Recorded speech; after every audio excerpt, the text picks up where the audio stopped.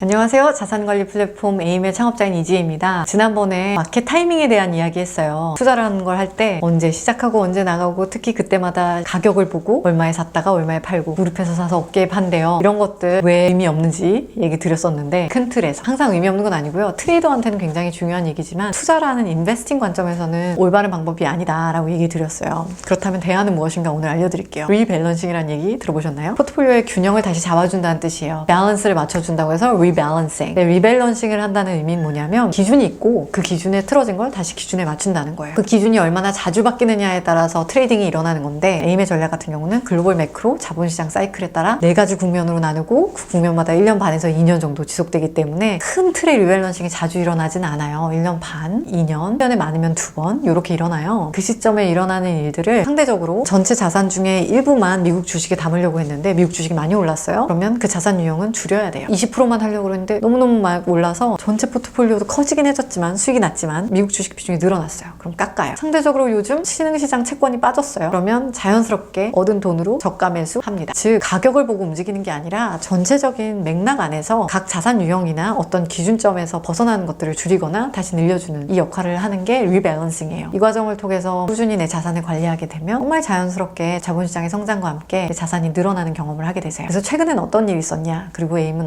과거에 어떤 일들을 했나 돌아보면 지난 5년 동안 이런 큰 틀의 경기 국면의 변화가 3번 있었어요. 2016년 10월에 한 번, 2018년 1월에 한 번, 그리고 2020년 3월에 한 번 이렇게거든요. 각각 경기가 좀 회복하는 국면에서 급격하게 상승하는 국면, 그리고 그 상승 국면이 둔화하는 국면, 그리고 요즘처럼 급격하게 떨어지는 국면. 이 변곡점들에 맞는 자산 배분이 다르거든요. 그 자산 배분에 맞게 안전자산 비중을 줄였다가 다시 늘렸다가 그리고 급격히 늘리는 일, 이런 일들을 에임은 하고 있어요. 이게 포트폴리오 리밸런싱이지 많은 분들이 여쭤보는 것처럼 시장에 이익이 왔는데 대응하지 않으면 안 돼요, 뭔가를 하세요 라고 종용하는 건 사실 리밸런싱이 아니에요. 리밸런싱은 무언가에 급격하게 대응하는 게 아니라요, 굉장히 체계적으로 철학과 원칙에 근거해서 내가 가지는 시각을 갖추는 거예요. 목표치를 갖는 거예요. 지나간 걸 보는 게 아니라 앞으로를 생각하는 거예요. 현재와 앞을 보는 거지 과거와 근과거를 보는 게 절대 아니라는 거예요. 그래서 앞으로 가야 되는 포트폴리오는 어떤 모습인지 말씀드리면 시장의 침체기라는 것이 굉장히 짧고 혹독하거든요. 그래서 6개월에서 1년을 보통 보게 돼요. 이 과정에서는 자산을 지키는 투자를 하는 것이